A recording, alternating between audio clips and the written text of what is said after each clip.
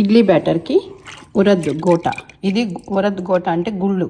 మీ దగ్గర మినపప్పు ఉన్న వీటన్నిటికన్నా పొట్టు విత్ బ్లాక్ ఉంటుంది చూసారా, అదైతే ఇంకా హెల్దీ. ఇవి నేను ఒక 4 to 6 hours సోక్ చేసుకోండి.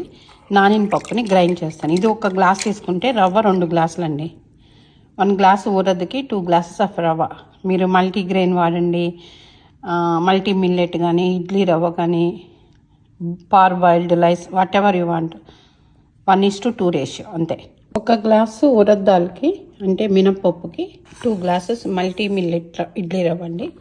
ఇది వాడుతున్నాను.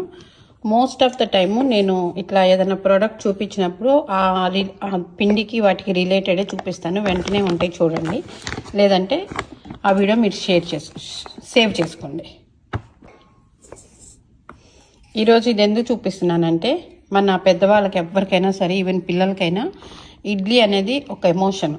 దోశ కానీ నవేడేస్ పిల్లలకి షుగర్లు వస్తున్నాయి, పెద్దవాళ్ళు షుగర్లు తినకూడదు అంటారు. కాబట్టి ఇదైతే మీరు ఇష్టంగా తినొచ్చండి. అలానే ఏదైనా చెప్తా కదా మితంగా, దీంతో పాటు పప్పుచారు కానీ, లేదంటే పీనట్ చట్నీ, అట్లా ప్రోటీన్ కూడా యాడ్ చేసుకోండి. మీకు షుగర్ లెవెల్స్ కూడా పెరగవు, హెల్తీగా ఉంటుంది. అందుకని హెల్తీ వర్షన్ ఇడ్లీ ఈ వీక్. కొంచెం వాటర్ వేసి కడిగేద్దాం.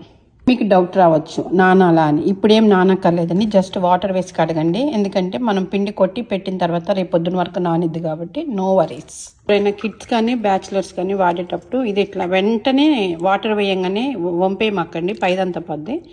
ఇట్లా ఒక పక్కన పెట్టండి సెట్ ఒక సైడు. ఈలోపు మనం గ్రైండ్ చేసేలోపు ఇది తేరుకు రవ్వ సోక్ అయ్యేలోపు మనము ఉరద్ దాల్ని అంటే మినపప్పుని గ్రైండ్ చేద్దామండి.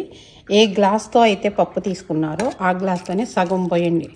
ఫస్ట్ మొత్తం పోసేస్తే చిందుతుంది. హాఫ్ వాటర్ కూడా వేసేయండి. Batter ready. చూసారు ఎంత మెత్తగా అయిందో. ఏం లేదండి, మిక్సీ అయినా సరే మీరు ఫస్ట్ గట్టిగా తిప్పకుండా వాటర్ వేసి తిప్పుకుంటా ఉంటే మీకు గ్రైండర్లో పిండిలాగా మెత్తగా వస్తుంది. అదే ఈరోజు టిప్పు. సరే ఇలా తీరుకుంది కదా, ఈ వాటర్ అంతా వంచేయండి. చాలామంది ఇలా పిసుకుతారు, అంత ఓపిక మనకి తీరిక మనకు లేదు. మనం 1:1 వేసాం కాబట్టి డైరెక్ట్గా వేసేద్దాం. ఇడ్లీ పిండి కూడా మిక్స్ చేసింది వేసేసా, ఇంకా కలిపేసేయండి. ఇలా ఉంటుంది. అయినా ఏం కంగారు పడొద్దండి, ఎందుకంటే నాని రేపొద్దునికి మంచిగా తయారవుతుంది. మనము ఈ ఒక పూట ముందు వేసుకుంటాం కాబట్టి సోక్ అయ్యి గట్టిగానే ఉంటుంది.